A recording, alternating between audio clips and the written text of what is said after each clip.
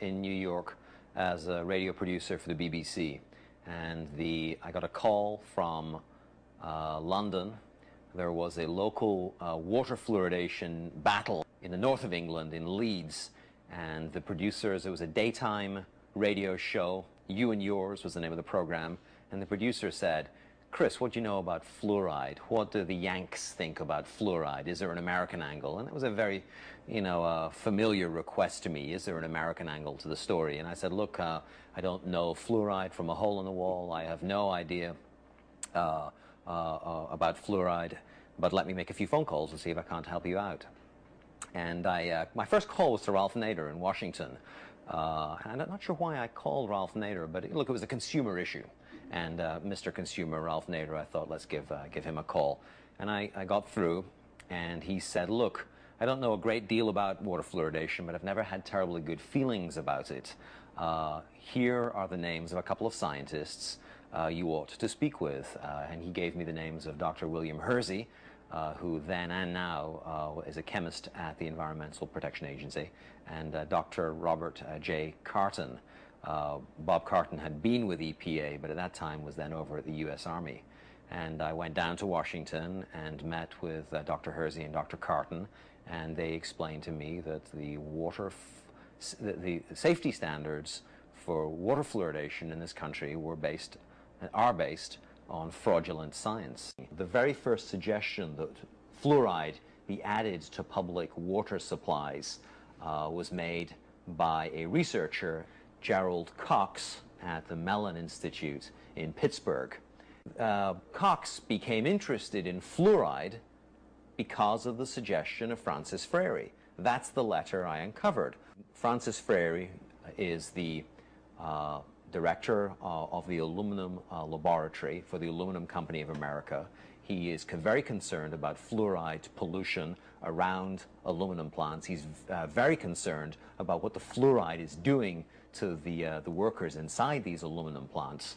But his suggestion to Gerald Cox is to look at fluoride's dental effects. And it's upon the basis of that suggestion that Gerald Cox makes his proposal to add fluoride to public water supplies. Right at the very source of the stream, you find the aluminum industry. The Mellon Institute was a leading defender of asbestos for the asbestos industry.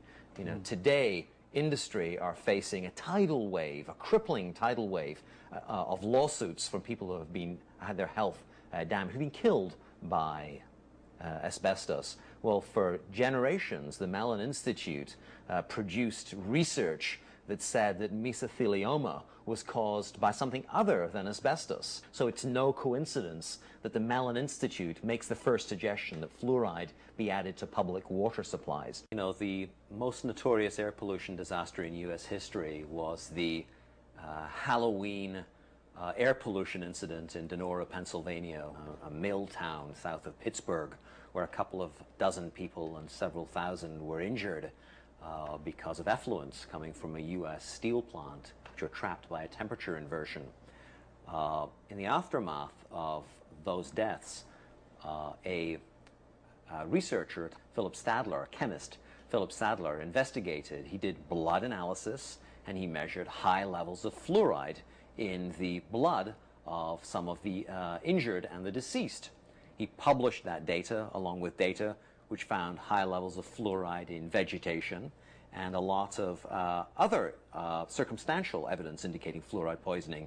Sadler published his research in Chemical and Engineering News, but the Public Health Service came in and said that fluoride wasn't responsible. It was a mixture of air pollutants and bad weather that had caused the disaster. Well, I uncovered a memo, Paul, a memo from the Aluminum Company of America in which they had secretly gotten blood from one of the deceased, and their measurements were almost exactly the same measurements that Philip Sadler found. Laundering fluoride's role in the Donora pollution incident is really emblematic for what has happened for the last half century. Dr. Harold Hodge, a distinguished toxicologist on the Rochester team, has carefully investigated the safety of fluoridation. Well, to put it very simply, fluoride is safe at 1 part per million. No scientist's word was trusted more by the health establishment than Dr. Harold Hodge when it came to fluoride.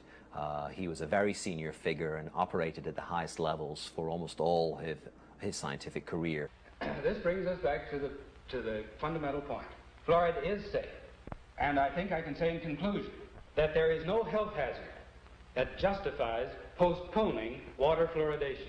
The documents that I uncovered with Joel Griffiths in the files of the Manhattan Project and the Atomic Energy Commission are very clear and very explicit. The toxicology department at the University of Rochester, which was under the direction of Harold Hodge, was asked to come up with medical information that could help the government in lawsuits in which the United States Army and the U.S. government were being charged with fluoride pollution.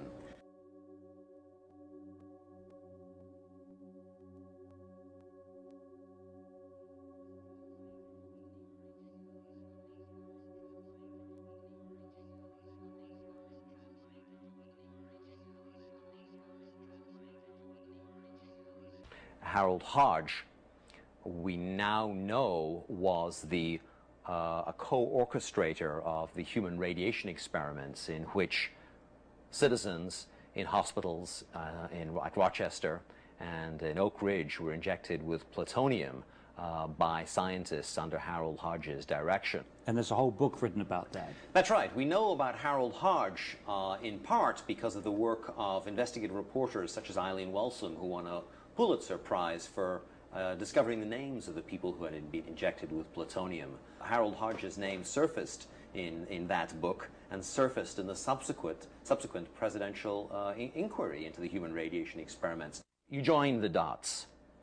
If Harold Hodge and the University of Rochester are injecting people with plutonium and uranium, and at the same time they are reassuring us about fluoride safety, what's the connection?